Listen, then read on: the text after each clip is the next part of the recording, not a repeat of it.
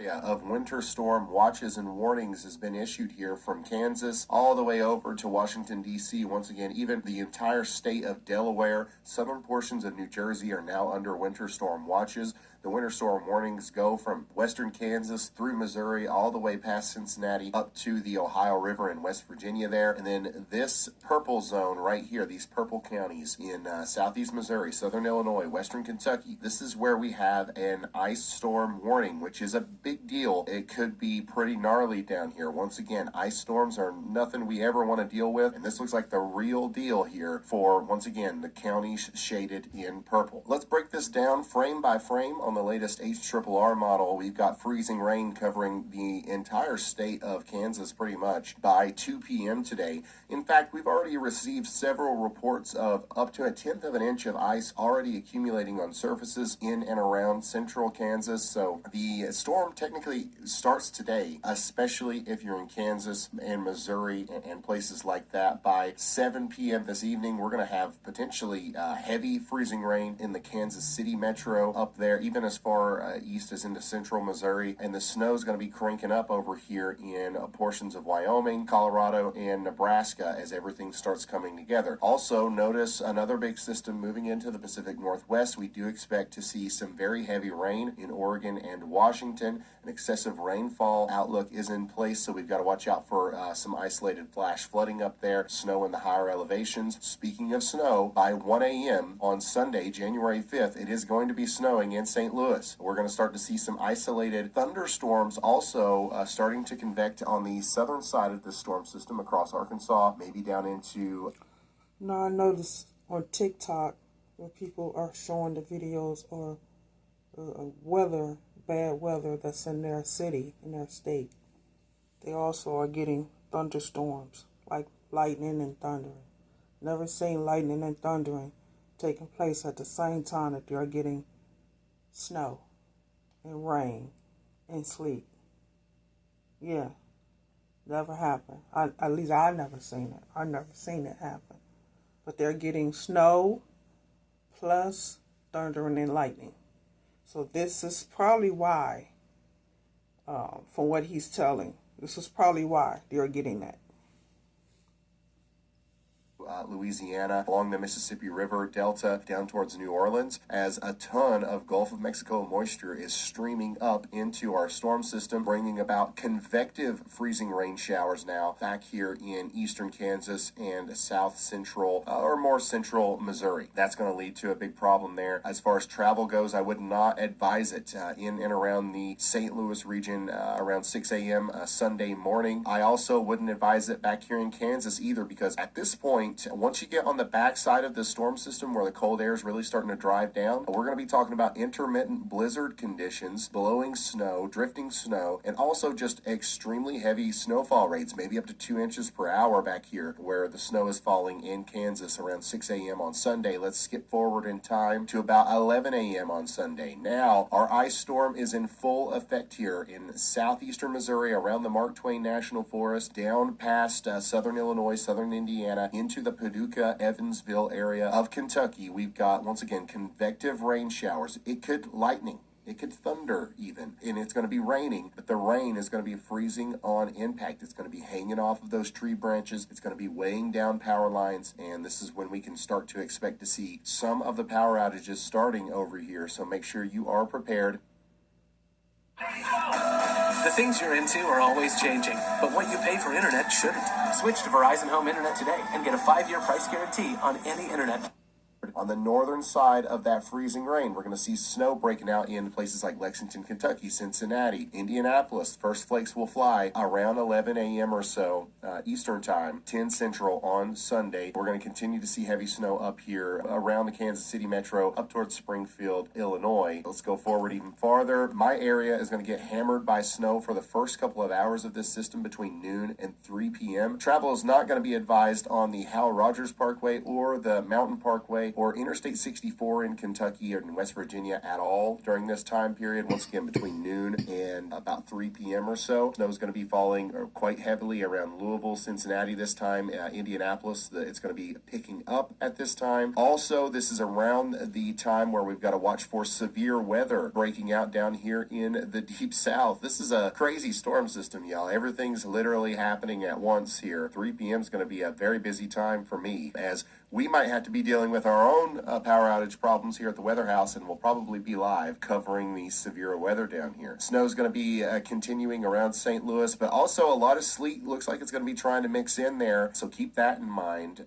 Heavy snow is going to be continuing over there in Charleston, West Virginia. Our severe weather situation starts off with a little bit of a tornado threat, especially around noon to 3 p.m. over there in Louisiana and Texas and Arkansas, but by 6 p.m. you can see that we've got a pretty linear squall line of storms. Damaging winds is going to be our main threat here as it goes through Memphis, as it goes past the Mississippi River into Mississippi, once it gets closer to Lafayette and places like that. So the severe weather threat's still going to be there, but it is going to start going downhill, I think, after 6 p.m., 9 p.m. We've just got some residual rain and wind moving into Alabama and the Nashville area. Heavy snow in Dayton, Cincinnati, central Ohio. Snow starting to break out in Virginia and West Virginia around 9 p.m. on Sunday. And then look at this, y'all. This actually, according to the latest HRRR model, this looks like a hard-hitting system for the Mid-Atlantic region. The entire state of Maryland may be seeing heavy snow Monday morning around 7 a.m. Very heavy snow in southern New Jersey, Delaware. Pennsylvania looks to get in on some good snow here. So that warm nose really takes a beating over the Appalachian Mountains, and more cold air is allowed to stay in place here as the system moves in. So this looks like it might be a pretty big snowstorm for Baltimore, D.C. Not quite as big in Philadelphia, but still something to keep an eye on. So yeah, let me show you that whole progression. Once again, this is going to be a monster of a storm, y'all. I hope that you are ready. How about them snow totals? I'm seeing a really good chance of seeing well over a foot of snow if you're in Kansas, all right? Especially around Kansas City, points north and west, in extreme southeastern Nebraska as well. This is the area that's going to spend the most time in the extreme cold on the backside of the storm, while also still getting convection, or still getting, the snow showers. So the snow's going to pile up there. There's not going to be a lot of rain and sleet that eats into those snow totals. So I really am confident that this portion of the country is going to see over a foot of snow, especially in those pinks and close to white colors here, right in the center of the northeast side of the state. Thin band of 6 to 12 inches of snow is possible across northern Missouri. St. Louis, once again, very hard to tell what's going to happen in St. Louis. The northern side of town could get up to 10 inches. The southern side of town could get as little as 4 inches. It just depends on how much rain, sleet, and freezing rain cuts into the snow totals. So you see, this winter, not like it was last year, it's going to be bad. And a lot of power outages is going to take place because of the bad weather and the bad storms that we're having in different states. Especially on, like I see, TikTok is telling it all. Telling different states that's experiencing snowstorms and thundering and lightning and heavy rain. So this might be the reason why we're getting such bad weather. And it's cold here where I am too. We're getting snow. Snow's just starting, but it hasn't got bad yet. But I'm sure it's going to. Okay, it's going to go back and forth between snow, freezing rain, and sleet a lot during this storm. The more time you spend in the snow bands, the more snow you're going to get. But even if you end up getting 8 inches of snow in St. Louis, it's unlikely that much snow will be accumulated on the ground by the time this is all said and done, because at some point, a couple inches of that might be melted by rain. But this does make it extra dangerous around St. Louis because, you get a layer of snow, a layer of ice, a layer of sleet, a layer of rain that freezes and then snows again. And then, travel's going to be extremely treacherous all across eastern and southern portions of Missouri. Central Illinois through central Indiana, a good 6 to 10 inches of snow is expected out here. Now, don't get me wrong. This is a little bit of a conservative map. I know that you've seen maps that show higher totals. It is possible that a few areas get more snow than this, but I like to keep it real and not kind of peak your expectations, right? If I say it's going to snow 10 inches and it ends up snowing 15, no harm, no foul, right? But if I say it's going to snow 15 15 inches and it only snows 8, you're going to think that we were filling you full of it here. So this is a good middle ground number to base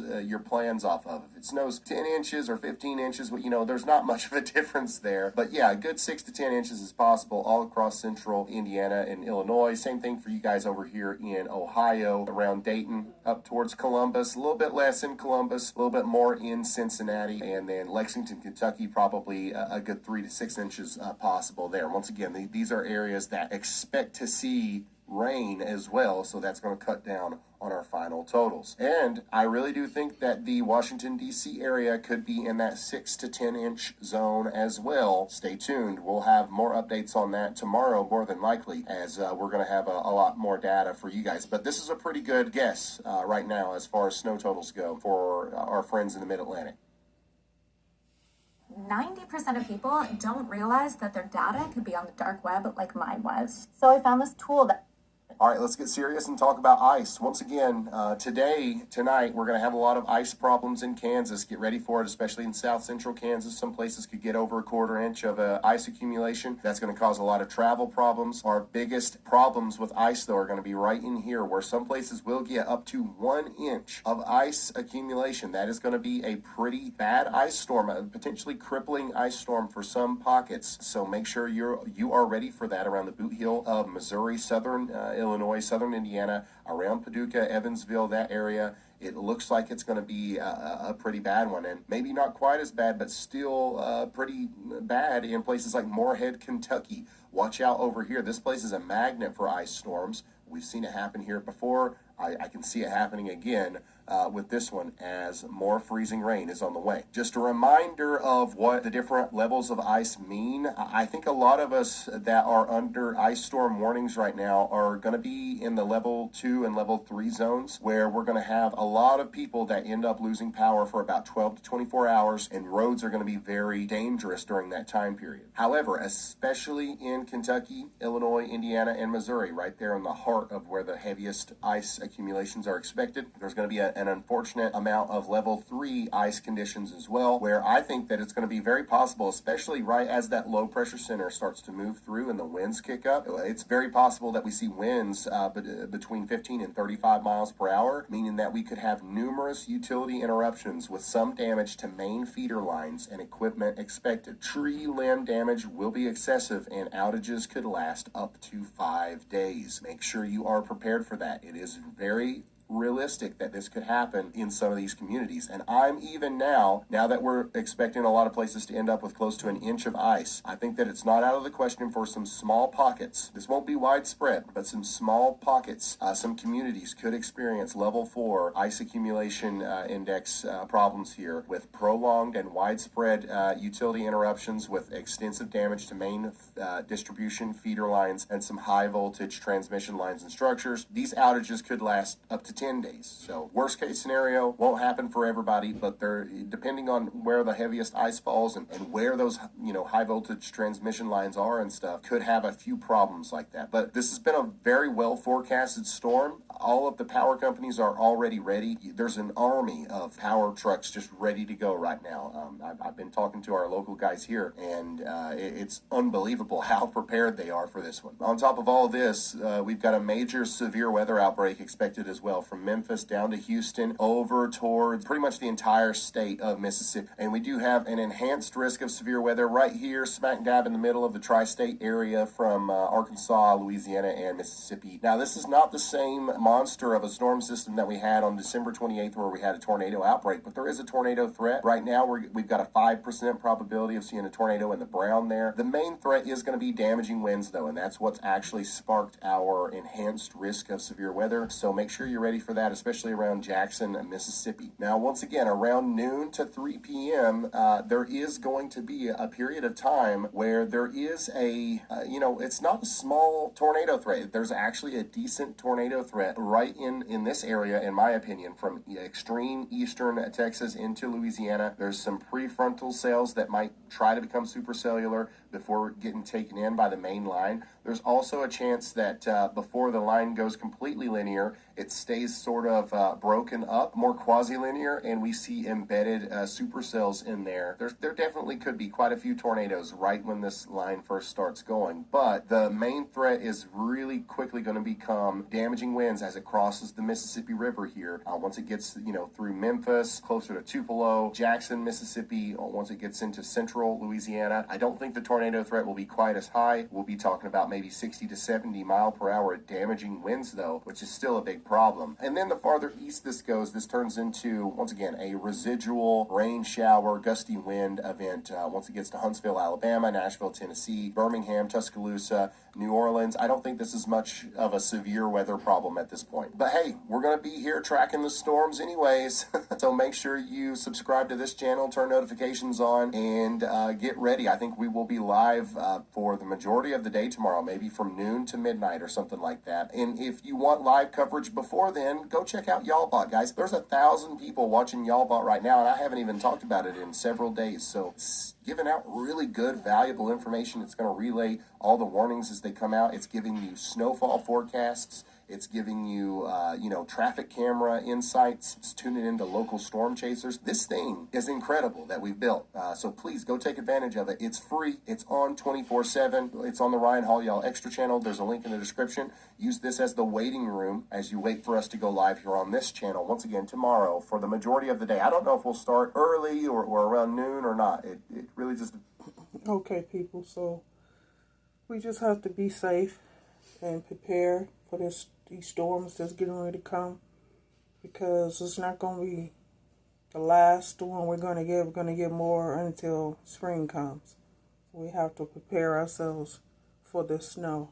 Like I said, TikTok is telling you everything. They're letting us know what storms is happening in what city and what state. So we have to just prepare ourselves for what's getting ready to happen.